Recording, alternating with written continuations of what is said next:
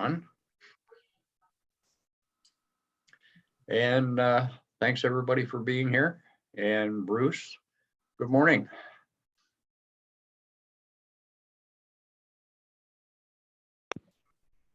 I had to make sure I clicked on the got it, and I'm now being recorded.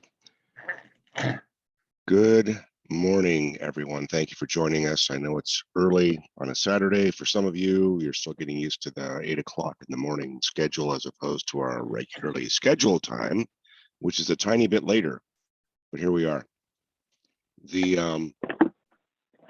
The normal flow is still going to be the normal flow. So the first thing I'll ask people to do, if you are ambulatory and you are able to do so, please rise. We'll do the Pledge of Allegiance. If you're wearing cover, please remove your cover, even though I can't see it. And ready, begin. I pledge allegiance to the flag of the United States of America and to the republic for which it stands, one nation, under God, indivisible, with liberty and justice for all. Justice for all. Thanks, everyone. Really quick, let's go ahead and do any new ARES member introductions. If you're new to the group, new to the organization, you said state your name, and suddenly you were an ARES member.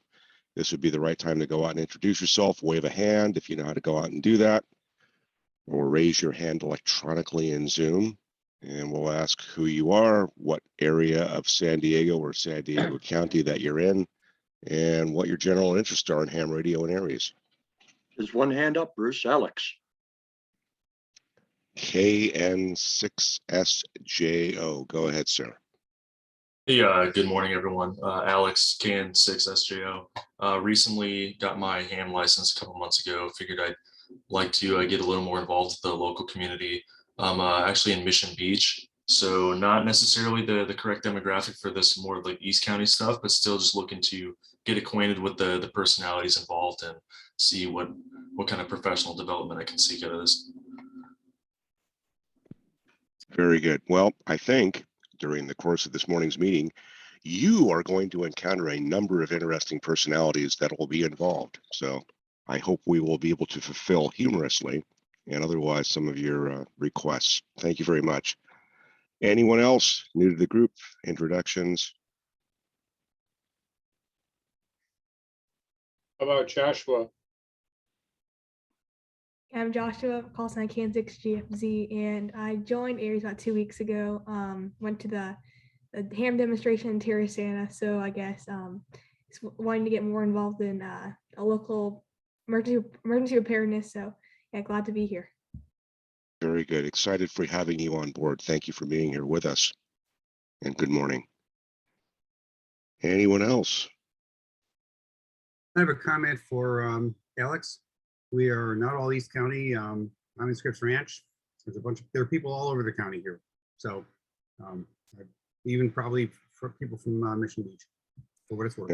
Yeah, very good. I was going to make a similar comment. We really do need to go out and cover folks throughout the county. And while we have a great interest, candidly, in what happens back in the East County, for the purposes of generally our fire season, which, you know, the federal and state folks are now saying is no longer a seasonal thing. Every day is fire season in California.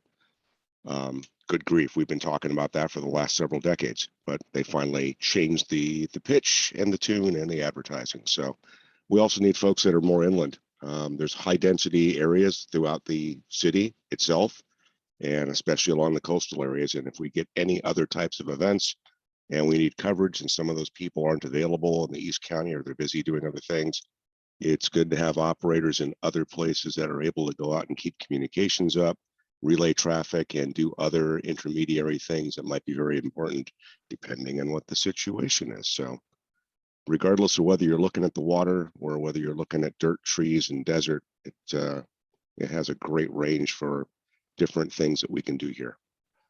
Looks like Ernie has his hand up. Good. You got Ernie. Okay. Ernie, go ahead. Good morning, Ernie, K6KKM here, General Class Ham. And I'm a former RACES member, but I've been with Sheriff's Search and Rescue for a few decades, part of their command staff. And I'm a volunteer up at the fire lookouts on Palomar Mountain, both Booker Hill and High Point. I think Dennis Peck is also here today. He's also one of our fire volunteers, as is my bride, who's also here today. So just generally interested in what's going on, and hope to contribute in some way if possible. And I'm not sure if I'll be able to stay for the entire meeting because I do have a sheriff's training that I have to go to today. So I will be leaving at some point in time. But thanks for what you guys do, and hope I can contribute in some small way. Welcome, Ernie. Excellent. Thank you, Ernie. And I know the place where that picture is and other ones like that very, very well. Anyone else that's new? Introductions?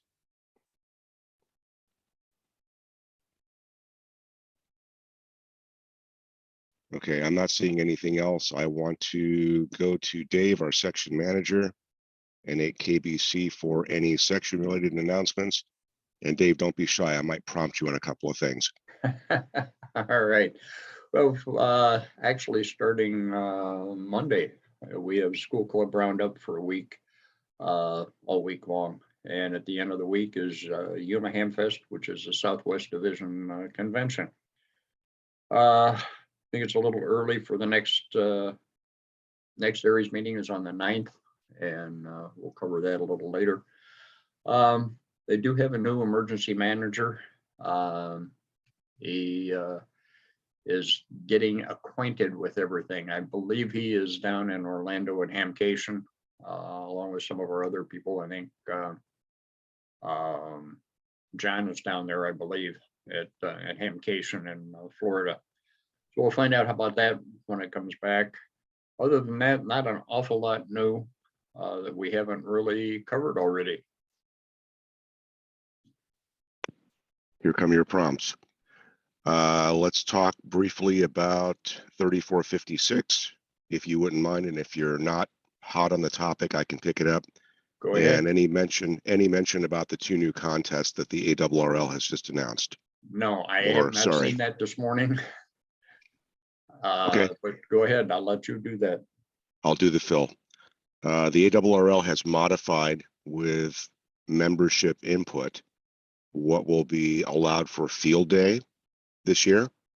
In the past, because we've had COVID, there were certain categories and certain expansions upon utilization of the categories, and they're going to continue to allow home stations to participate in field day and be part of it. What they have removed, however, is any power options above 100 watts, which is the new threshold for low power. It used to be 150, kind of an odd number, but there it is. They've dropped it to 100, which is what most normal, typical radios will do these days, at least the greater population of them, with a few exceptions. And there's no high power, and there's no high power category. That's not for the talking into it. So power limit for low power is 100 watts. There is no power category above. And, chuckling, there were lots of people out there talking about how they'd have to tune down their 2000 watt amplifiers to figure out how to get 100 watts out of them. That was an interesting dialogue going on in the background. In any case, and smack in the middle of June, where there are a boatload of other events that are operating events, including the June VHF contest, which is the largest one of the year for North America, and field day toward the end of the month, the week before, I believe, the week before the VHF contest, there is now a all digital contest for people that want to play digital and are radio shy for talking and would like to go out and push buttons on computers and do interesting things, which I have absolutely nothing against. I enjoy doing that myself. So the week before, the ARRL VHF will be a digital contest, and officially the RIDI contest that has been RIDI mixed in with 1 or 2 digital modes will go back to being a pure RIDI contest for the year. So that was the contest part of it. And those are all operating opportunities for people to get on the air and do things as far as, checking out radio gear, playing with new modes, testing out digital technologies, seeing how far a really pint-sized station, you know, just a wire and a 100-watt radio, or even less than a 100-watt radio, can actually be effective in a weekend event where you can go out and play during daylight hours, nighttime hours, play with different propagation on different modes and bands.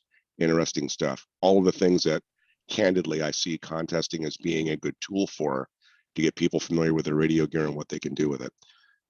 The only other piece was the formal announcement that one of the amateur radio bands, 3456, which we'd been secondary on for a while, but the FCC had decided to sell it off and sell the spectrum.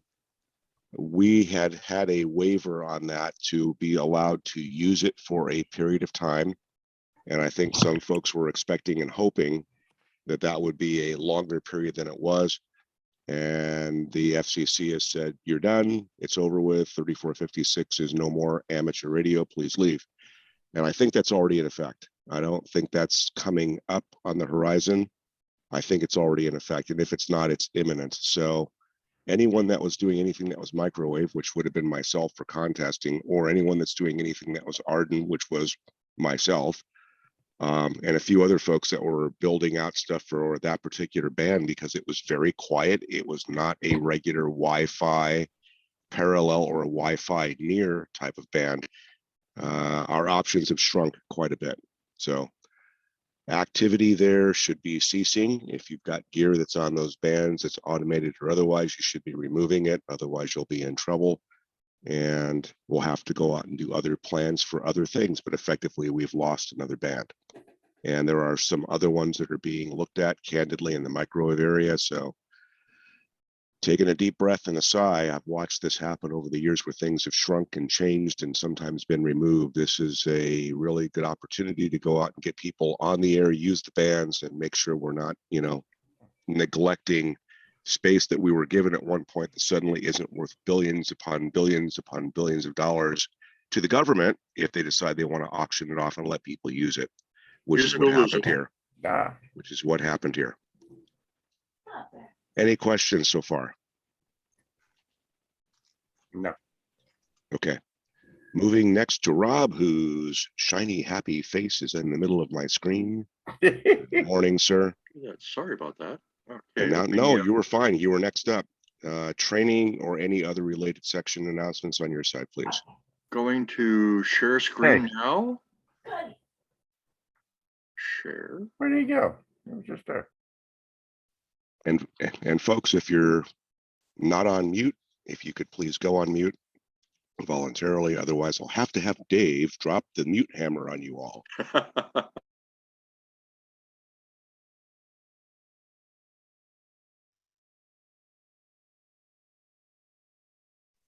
Yeah, I dropped the mute hammer. Bruce, you need to unmute again. I'm good. Rob? Okay, you're and up. I have unmuted also now. Thank you. Okay, can you see my screen? Yes, we You're can. good. Oh, okay, very good. All right, let's go here. Let's go here.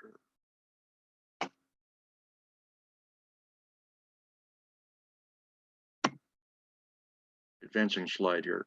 Okay. So future presentations for ARES meetings. We've got Don talking to us today. Thank you, Don, about CERT reorganizations. The following months, we've got Civil Air Patrol lined up. For March, April will be Marty AF5T talking about parks on the air. And the May presentation will be presented by Ramona, whose weekly nets. They talk simplex all the way out to Ranchita. If you know where Ranchita is, that's go to San Isabel, make a few turns and keep going a long ways, and you're all the way out there. So it's a lot of East County stretch there. So that'll be coming up. We've got the first half of the year there planned. Probably June we'll be talking about field day more. Future, Dave mentioned Yuma Ham Fest. It's a Friday, Saturday event. If you've never been, some people go out for just one day. Some people go out for 2 days, spend one night, 2 nights. I see a lot of San Diego people there, Los Angeles people, and all the Arizona snowbirds get in there, and it's a good time. Vendors are there. A reminder that we've got the in March 12th and 13th, that weekend is the QSO Today, a virtual ham expo, which will be 60 presentations. It is a cost event, $12.50, and the downloads are available after the event. The cost of the event is primarily for web design support and hosting and streaming services. So that's what that fee covers. Save the dates. We're planning on locking in 5th Saturdays for ARES, for the ARES Outdoor Activity Training Days.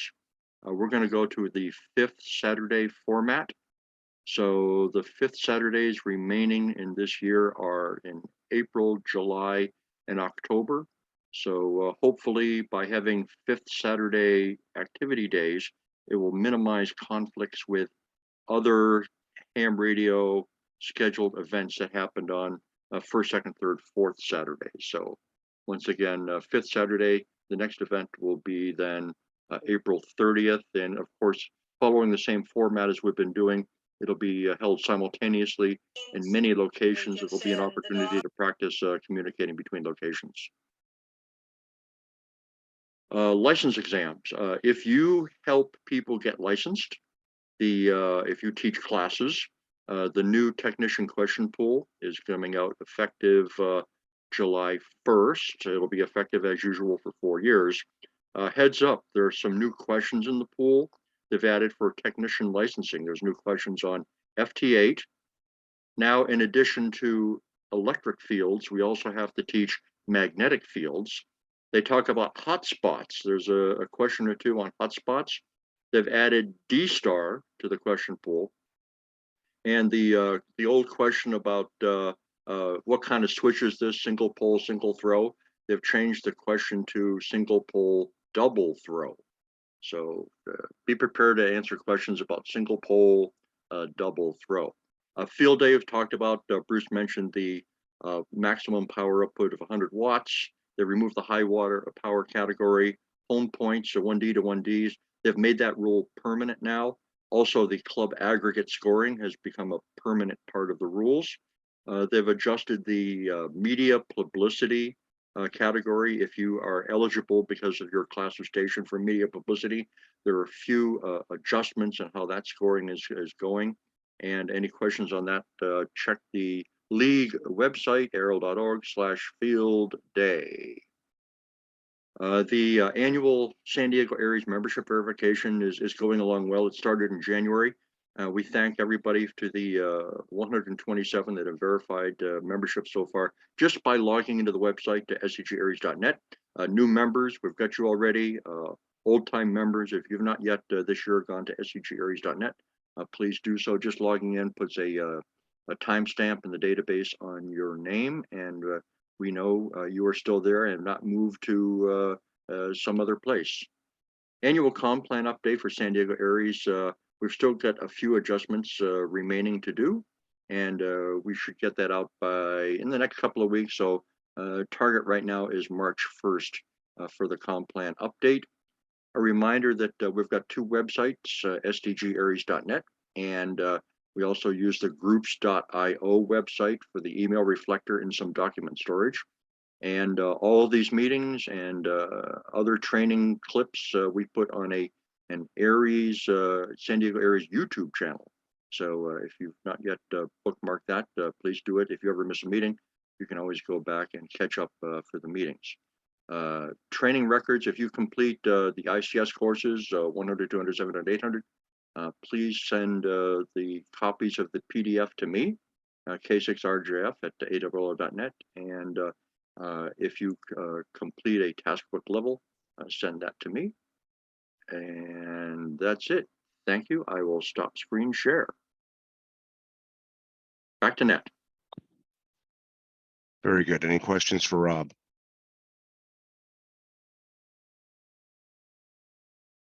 One question. What was the date of expected Civil Air Patrol presentation? The March meeting next Thank month. you. Thank you. All right, very good. Carrying on. I've just got a couple more fill items and we'll go out and get to today's presentation. One of the items was candidly, and this is kind of a humorous little anecdote, but watching email go through the reflector and some of the other things that I'm privy to as far as communications, it kind of became a, that's an interesting thought. We've never really talked about this before, or at least we haven't talked about it for a few years. If you're going to be traveling, since things are slightly less restrictive now and things are, starting to free up a little tiny bit anyway, if you would be so kind, I know it's not a business, it's a volunteer group, but we want to make sure that if you are in a emergency coordinator or a assistant emergency coordinator's area, and you're going to be traveling, especially if you're going to be more than a day or 2 days or whatever else, just let someone know that you're heading out of town, when you might be back, things like that. We're not interested in your itinerary. It might be fun to know that you're going to Hawaii. In fact, I'd love to be able to go out and do that myself, but we're not looking for that level of detail. We're just trying to go out and make sure that if we do get a call out, do have a local function or some request for volunteers, that we've at least got a good idea from the EC perspective, and then leadership up from the EC perspective, who's available and who's generally out of town. This is particularly available for those of you who might be traveling to far remote corners of the world over a period of time, when I'm watching your stuff on social media, which is also very interesting. So I'm making light of this. It's fun. It's cool. I appreciate the fact that you're getting out and doing things. But I wasn't sure if I was the only one that knew that people were out and about doing that, because I just happen to be friends with them in various social media channels. So if you wouldn't mind, please do that. I want to talk about a quick county update, and then, as light as I like to stay on politics, I'm going to talk about stuff that edges on politics for a few minutes as well. But first, for the Thursday evening nets, and it seems to be on the FM portion in particular, we have had somebody or somebodies, plural, that have effectively been, throwing comments out there occasionally, making noise on the repeater while the net is going on, and things like that. One of the things I would like to ask people to do is, number one, don't encourage it, which means not acknowledging it.